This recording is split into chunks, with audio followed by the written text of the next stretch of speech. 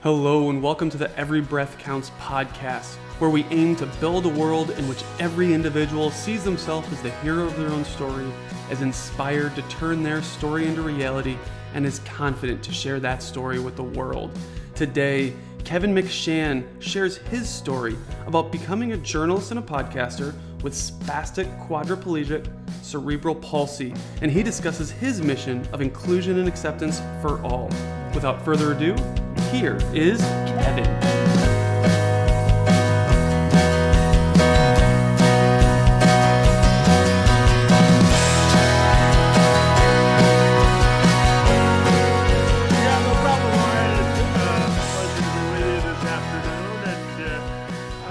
I want to thank you for having me today. It's a real privilege to be here, and I'm happy to share any parts of my story that you get out of me today. But my name is Kevin McShan. I'm 32 years old. I was born with what's called spastic quadriplegic cerebral palsy. It just simply means that I don't have enough oxygen in my legs to walk normally. It affects things such as my muscle memory, muscle movement, and muscle dexterity.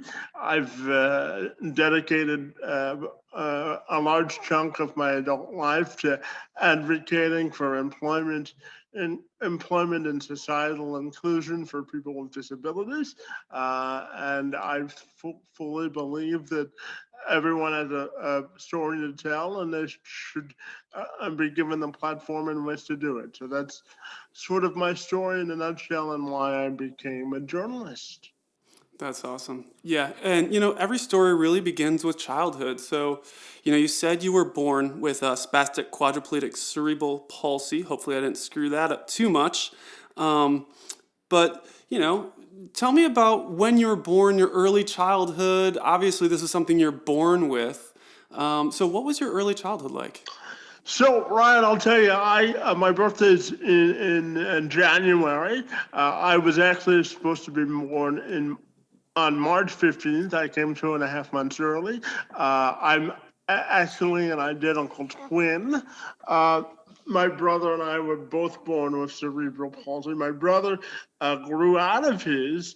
It still affects things such as his handwriting and that sort of a thing. But my early childhood, I was, like I said, spent some time in the NICU as a child because I was born prematurely. I've had about half a dozen or so eye and leg surgeries.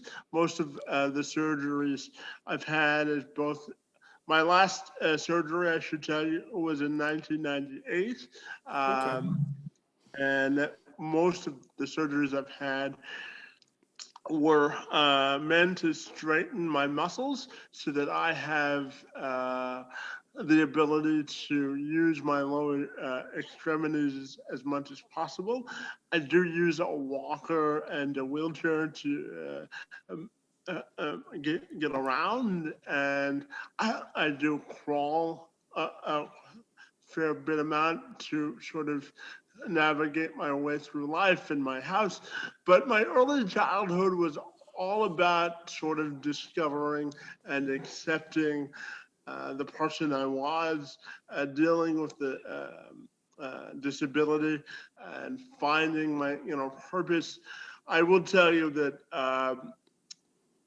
the story I tell on most podcasts is this one. It was my 7th or 8th grade of elementary school, and my parents had been told that I'd probably never be able to walk normally, and that we were going to have to get used to using assistive devices such as a walker and a wheelchair.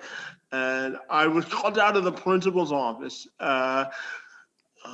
Not because I was in trouble, just because they could see that I was struggling to cope with that. And then at that point in my life, I had to make a decision on what I wanted to be sort of remembered for and defined by. And I wanted people to use my story as an example of perseverance. So I dedicated my early years in college and in high school to sort of living a full life and knowing that I had the same capabilities to be successful. My portrait of success will just look a little bit different than everybody else's. So. Yeah, that's it's crazy to think about that turning point that certain people have, and it sounds like yours did come, pretty early. I'm curious to know. So, are you really close with your twin brother? Well, and here's a funny story. During the pandemic, so I get funding from the government to hire my support staff. And during uh, the pandemic, my support staff, most of them are already PSWs, and because of the pandemic, they can't have multiple jobs. So I actually hired my brother as a part of the program to be my personal support worker. So Keith and I have been working together during the pandemic to make sure that my physical fitness stays the same. I still have the opportunity to pursue any endeavors that I will want to pursue. And then as a child, I'll give you a story. Keith and I, for fun, my parents had an old spice rack as kids in the kitchen, Yeah. and my brother and I would take a glass of milk and we would pour the spices in the spice rack in the cup of milk, and then we would dare each other to drink it as a child. And we also shared a bedroom as a child. And every time we were bored, we pretended that we owned a restaurant, and we called it the restaurant game. And we would take orders from a pretend audience or customer base, and we would fill the orders as kids. So Keith and I are really close. I was the best man at his wedding. We try and use each other as a springboard for prosperity. And what I mean by that is that we use each other as sort of motivation to push ourselves to be the very best we can be. So Keith and I are very, very close. That's awesome, and honestly, really cool that you're able to. I mean, the opportunity. We talked about it before, but 2020 was crazy for so many reasons. But really cool that you had the opportunity to maximize your time with your brother and what sounds like one of your best friends. During a time where a lot of people, were really short on their luck, and it sounds like you really made the best of it in terms of just optimizing that time with your brother. So that's awesome, dude. Hopefully, when you guys were playing the restaurant game, hopefully you weren't serving people that milk filled with spices either. That would be No, remind me never to go to your restaurant. no, but if you need obscure recipes, I got you covered. Sounds like smoothie recipes to me. How was your relationship with your parents? So you guys you lived with them, you shared a room there. What was that like? Full disclosure, I actually, because of my disability, still live with my parents. My brother moved out and because he's married now and doing adult things, I guess. And but excuse me, my relationship with my parents is great. They've always been supportive in anything I wanted to pursue. Their philosophy is, for me, that anything I want to pursue to go full throttle towards it. And as I said before, my portrait of success is a little bit different. I always tell people that inclusion is the gateway to independence, and I've tried to live my life that way.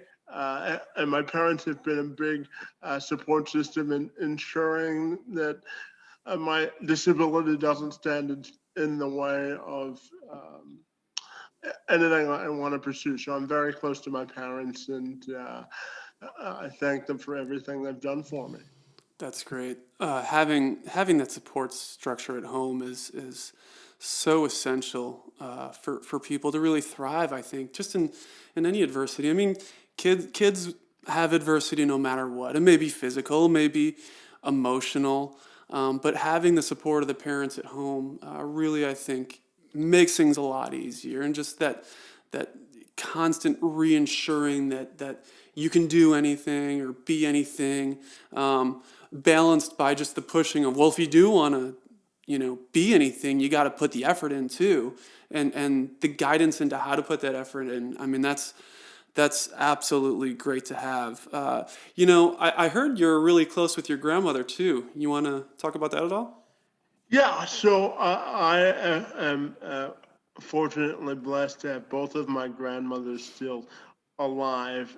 We have something in my house that we call the Sunday call during the pandemic. My grandparents live in the States because my dad's originally from Detroit and I live in Canada. So, in place of going to see my grandparents, we've established something called the Sunday call every Sunday rather at 6 o'clock, and we call and I checked in with my grandparents, and so I'm very close to them. The foundation of our family, and my mother's mother, my grandmother, we call her Granny Gail around these parts, and Gail's a one of a kind individual. She's one of my biggest cheerleaders, one of my biggest supporters, and I'll tell you, a part of my getting through college, I attribute to my grandmother because when I went through school, I wasn't given the educational assistance or the support I was given when I was in mainstream school.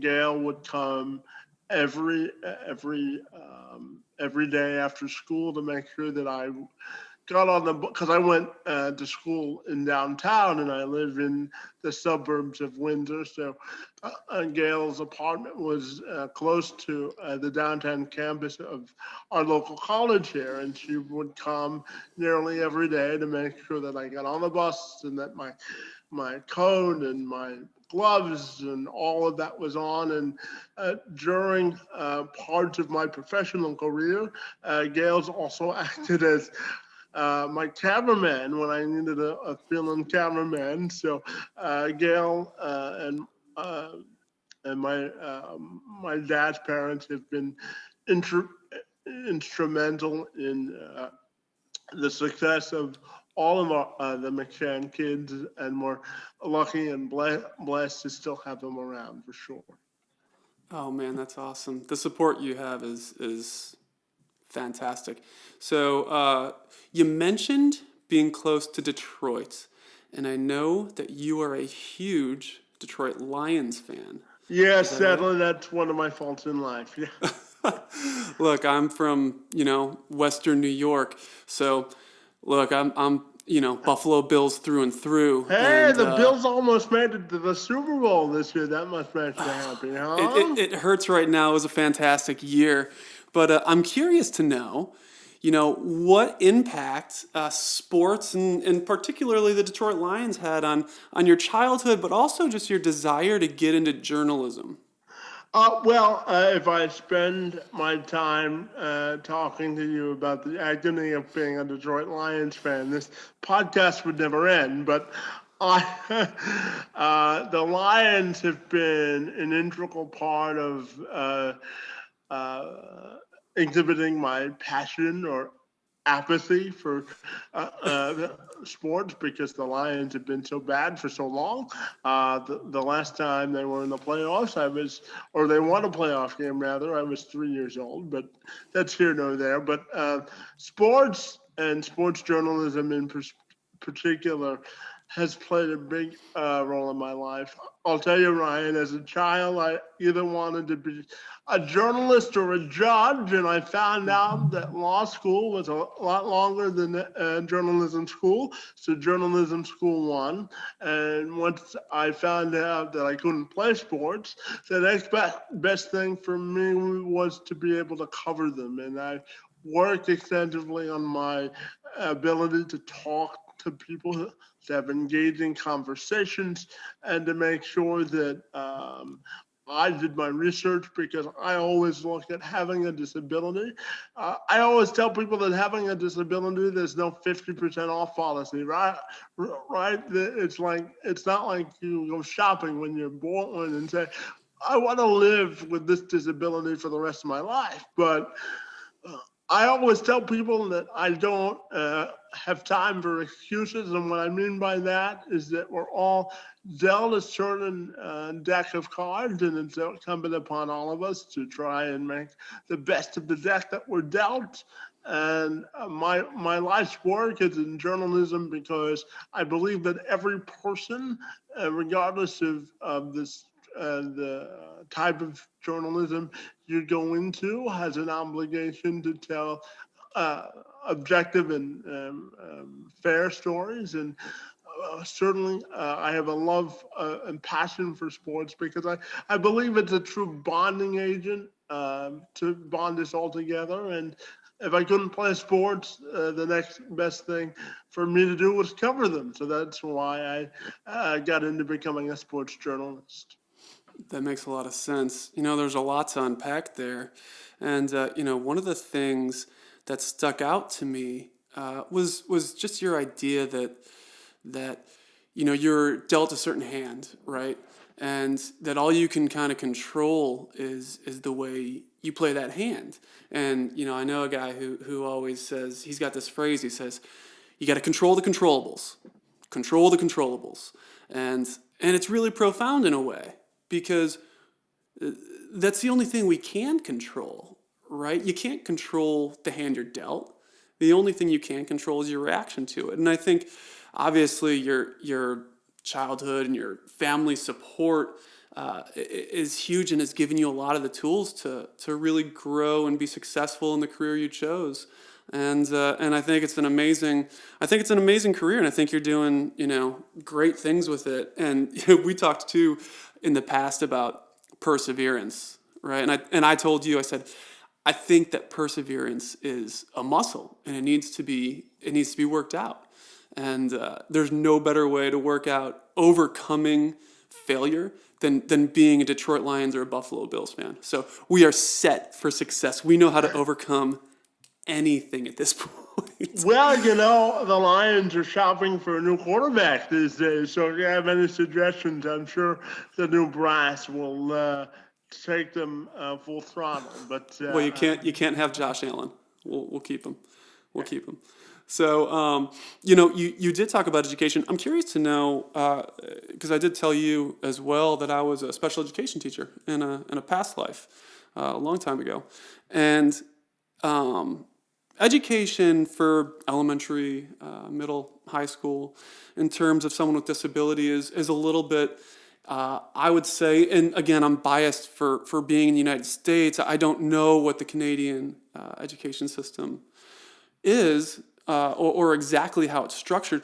But in the U.S., obviously, there's more opportunities for not necessarily inclusion, but support in public school for people with disabilities.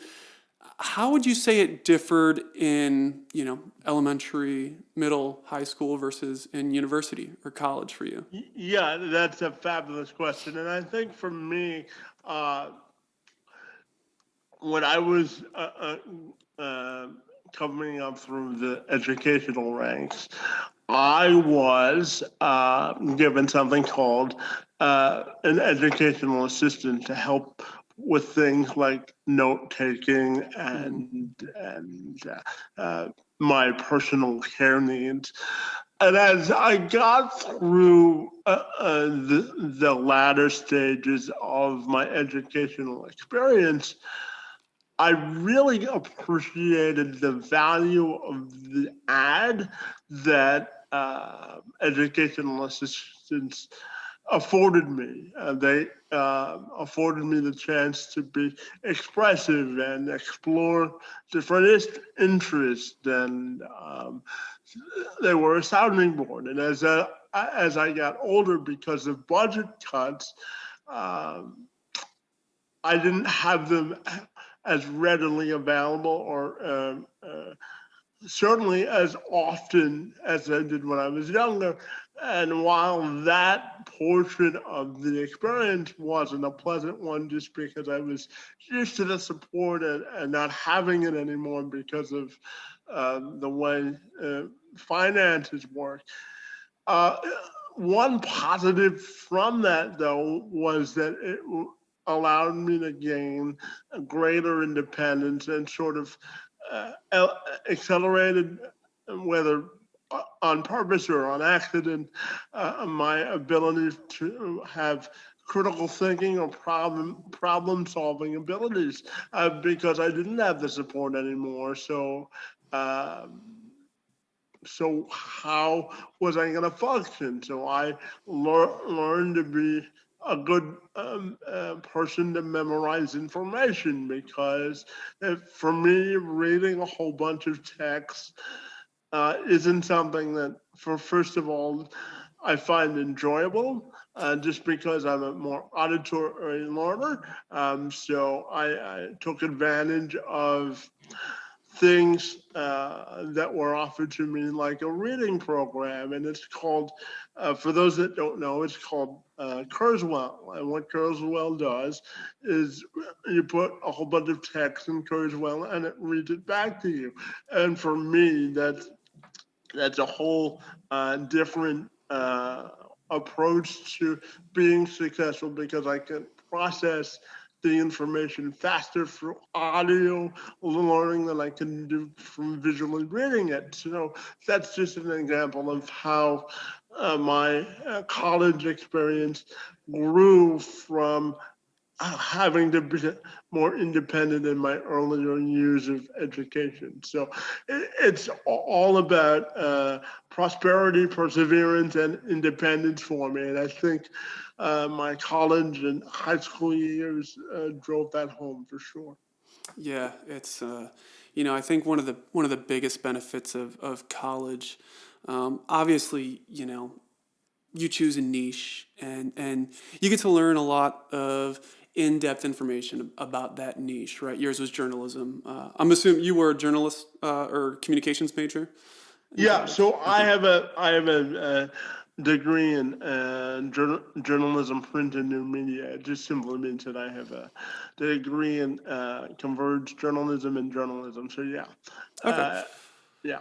Yeah, so I was going to say, obviously you get a lot of information about journalism, but again, I think one of the biggest benefits of college, and it's not something that's necessarily advertised because it's something that isn't specific to the school. It is independence. It's learning how to learn to an extent, and it's being out more independently than you were in high school, and it's just learning to take accountability for your action and responsibility in terms of getting things done, and just learning how to study, learning how to perform, interacting with so many people from different backgrounds that weren't necessarily in the neighborhood you grew up in.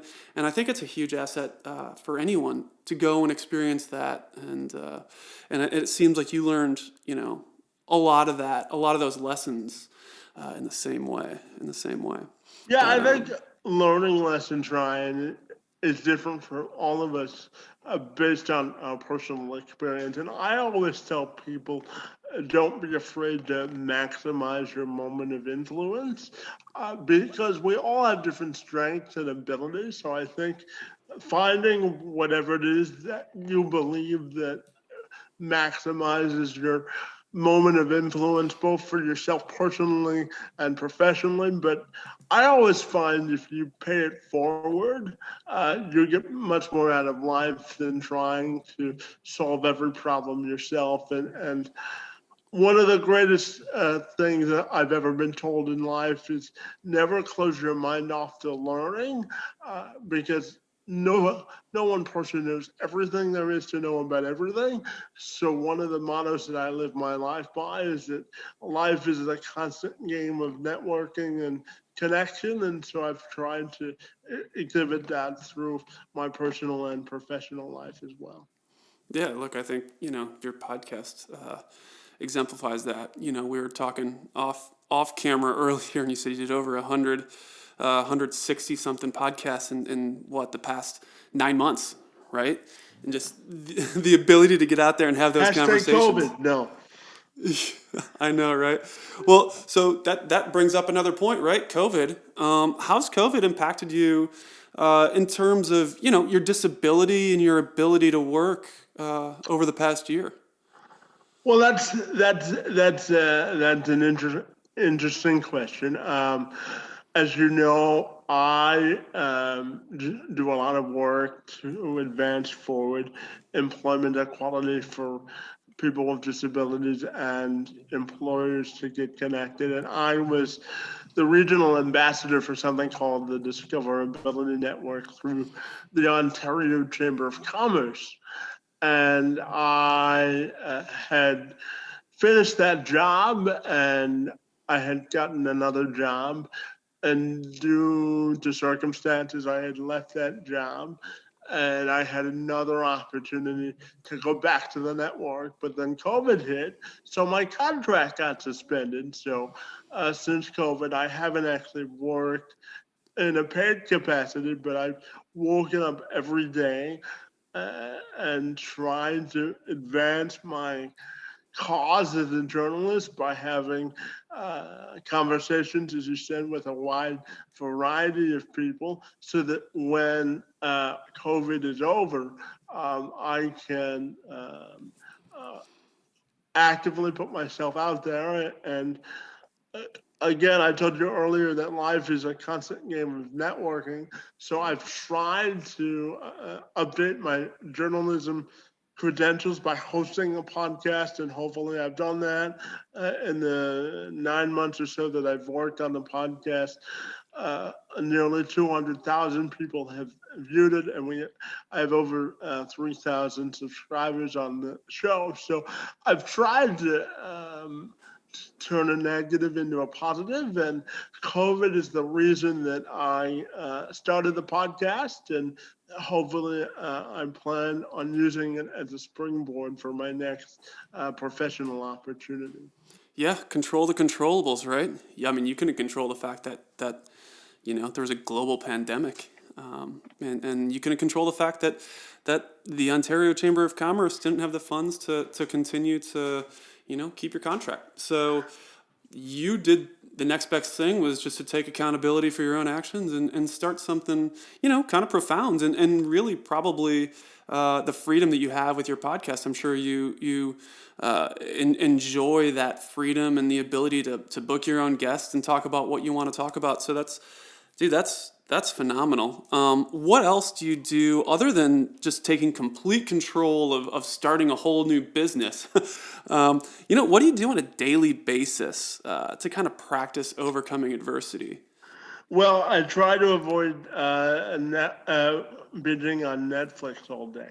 But to answer your question, I also am a part of a couple of boards of directors here in Windsor.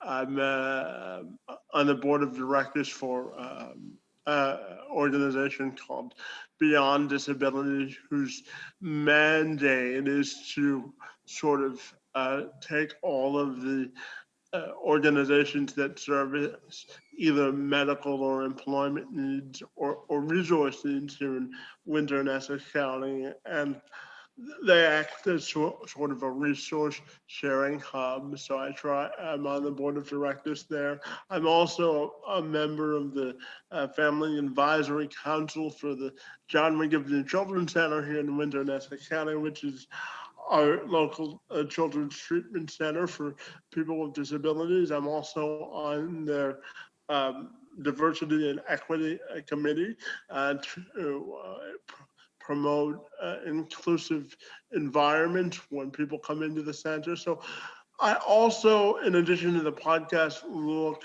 to uh, pay it forward by giving my expertise. I'm also helping the John McGivney Children's Center with their transition to adulthood program, because once teenagers or their clients or students turn 18 to 21, they're discharged from the center. And as a special former special education teacher, you can appreciate that, where parents are used to having resources, and once their kids turn a certain age, right, the disability doesn't go away just because you're 18 or 21. So I try to spin it forward and promote inclusion and diversity as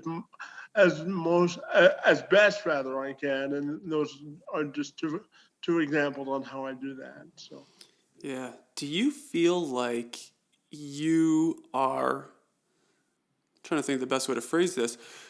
Do you feel like you're included? Or do you uh, feel like people look at you differently, or what's your daily experience like? And I'm sure it varies on, who you're with, where you are, but do you feel like others try to keep you included, or do you feel like business or society is built in a way to include people like yourself? well, I think Zoom helps because the advancement of technology has included a whole swath of people that wouldn't have been included before. But I do think there's a certain amount of work that we still have to do in terms of including everyone. And what I mean by that is uh, employment equality and equity for people with disabilities. Because as you look at the numbers, and 70% of small and medium-sized businesses have told, or sorry, 77% of small and medium-sized businesses have told the Ontario Chamber of Commerce that they would be willing to hire people with disabilities, but they just don't know where to find them. And so part of the reason I've worked so extensively uh, in the areas of employment equity and inclusion for individuals with disabilities is because I think that the business community is missing an opportunity to include these people. So part of the reason that I was asked to serve as the regional ambassador for the Discoverability Network is because I knew a lot of people in the space that were trying to do the same thing. And my job as ambassador was trying to bring them all together and to use the network as a springboard for inclusive hiring. So to answer your question in a broader sense, I think that inclusion for people with disabilities or individuals with disabilities is a never-ending commitment to excellence. And what I mean by that is once you think you can rest on your laurels in this space, then something else comes up, right? So I think inclusion and acceptance of all people, of all abilities, is something that will be a continuous conversation, and I hope that I've done my part to sort of positively contribute to the conversation.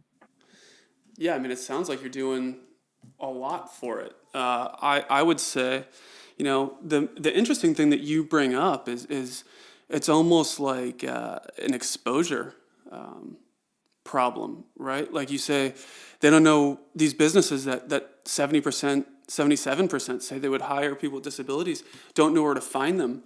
I mean, I think it's a huge service that you're out there trying to network, and it speaks to the fact that you're speaking to one of the values that or one of the morals that you have or values that you have is networking. And I think it definitely says a lot that it seems like it is a solution. Just exposing different businesses and exposing people with disabilities to those businesses.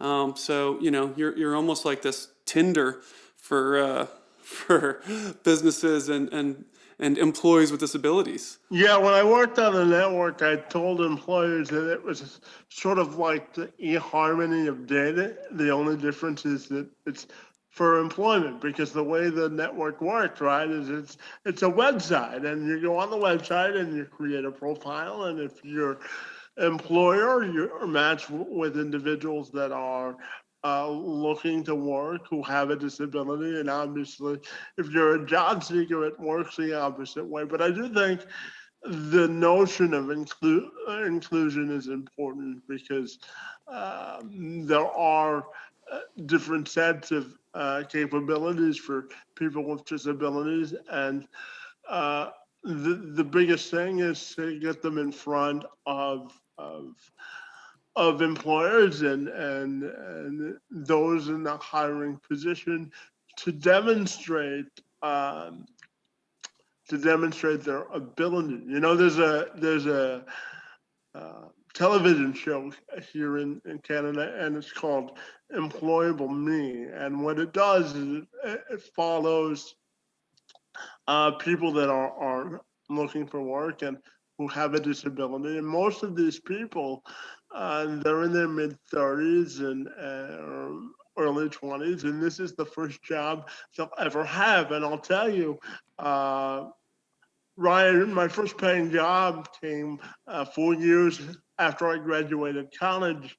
I was a volunteer television reporter for 4 years before I got my first job that paid me any money. And it wasn't even in journalism. It was uh, educating employers about the positive benefits of hiring people with disabilities.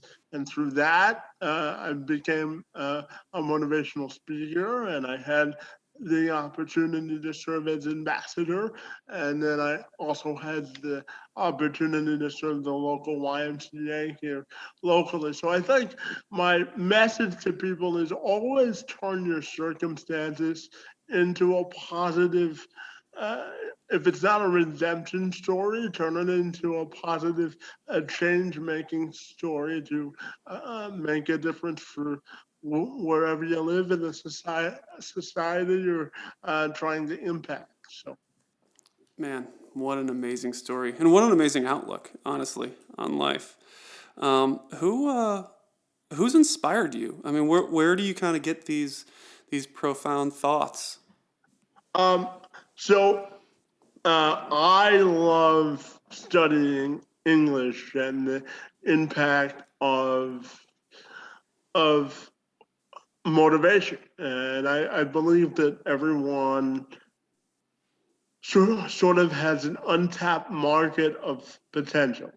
When I worked on the network, we called hiring people with disabilities an untapped market of talent. So I always look at life as having an untapped market of potential, and certainly I've had mentors along the way that have instilled into me that everyone has value. And I think certainly in this time of division, we need to have a more robust conversation about inclusion and acceptance, and the fact that we can still disagree without denigration. And I think unity and coming together, not only for the disabled community or our special needs community,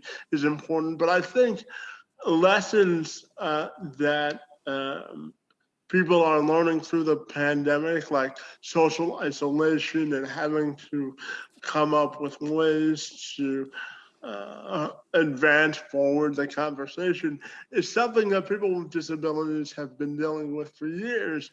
And the fact that there hasn't been many positives through the pandemic, but one of them is that people are now realizing that people with disabilities, through the age of technologies, are much more adapt to accomplishing goals and they're also coming to appreciate the struggles and the pieces of adversity that people like me have to overcome every day. So there has been positives.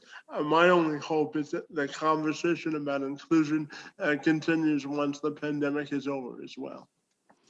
Yeah, well, I mean, you're doing your part to make sure it does, and that's really what's important. So, have your goals changed at all in the past couple years? Now that you have had some experience and some jobs, and you're making strides and showing others and teaching others about inclusion. What are your goals going forward? What do you hope to achieve in the next 5, 10, 15, 20 years?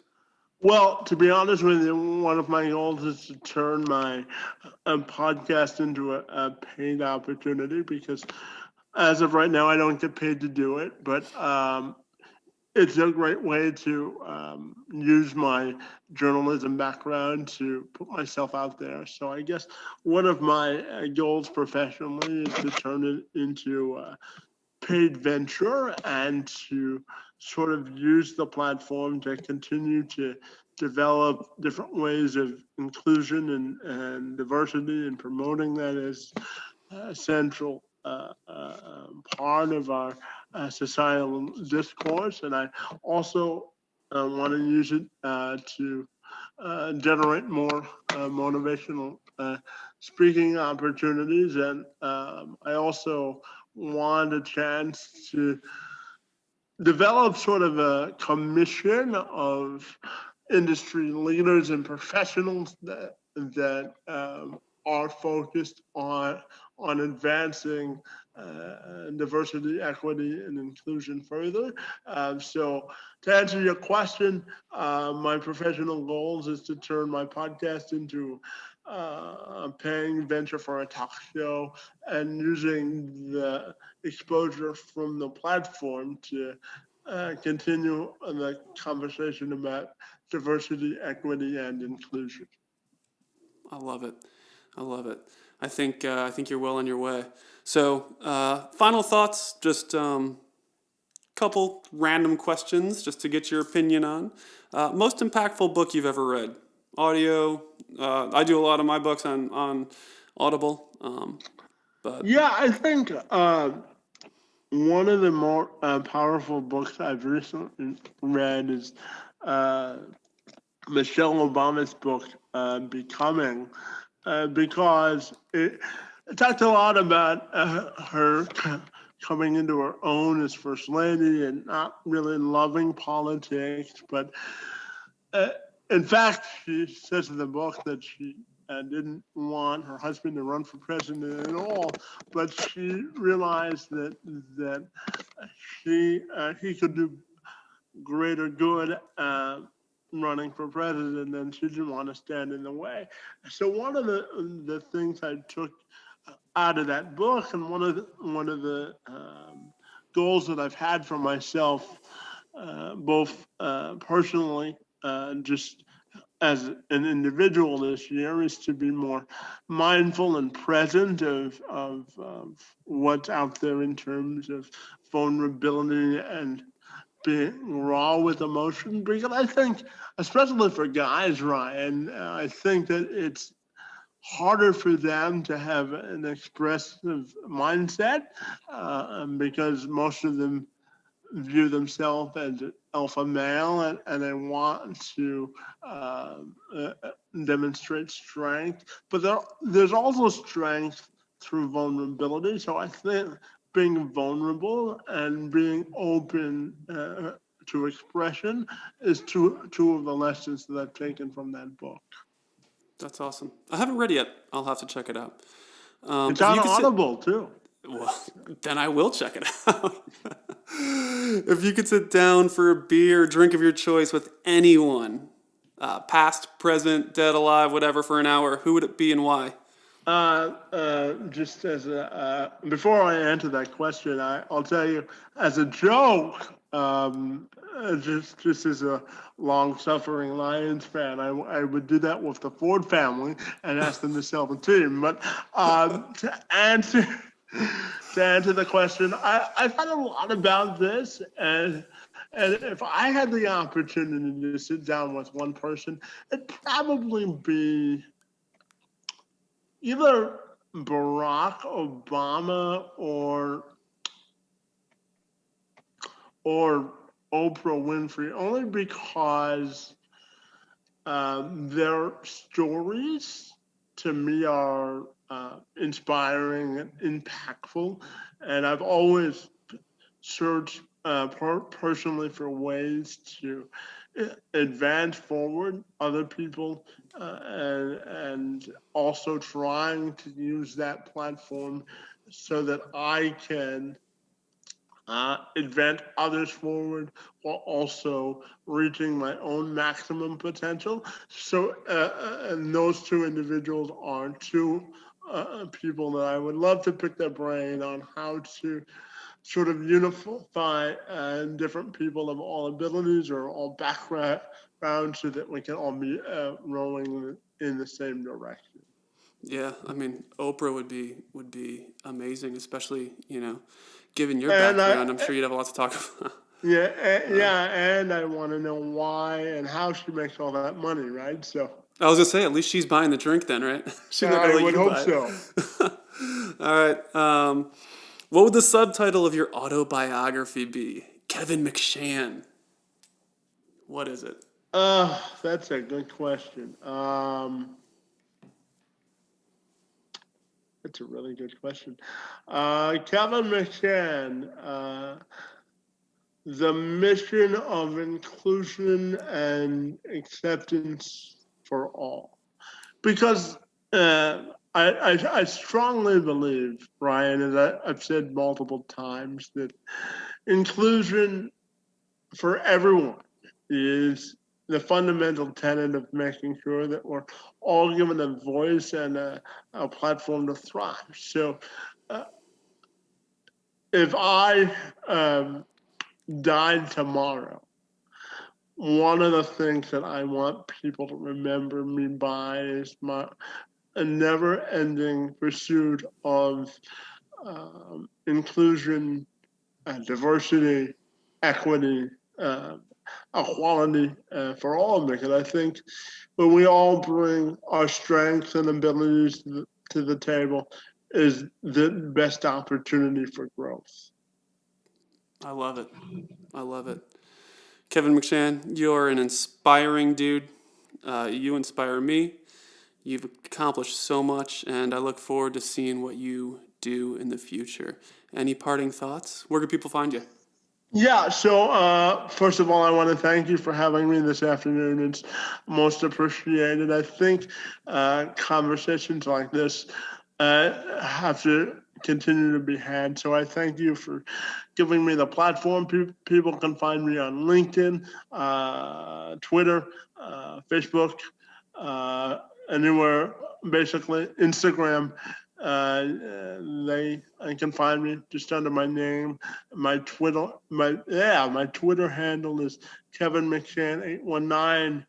My Instagram handle is Kevin McShan 81509, and you can find me on LinkedIn and Facebook just under my name. And you can also search the podcast, of course, under Let's Have This Conversation, and just type my name after that, and you can find my stuff. So on YouTube. So I appreciate the platform and for you having me this afternoon. It's most appreciated.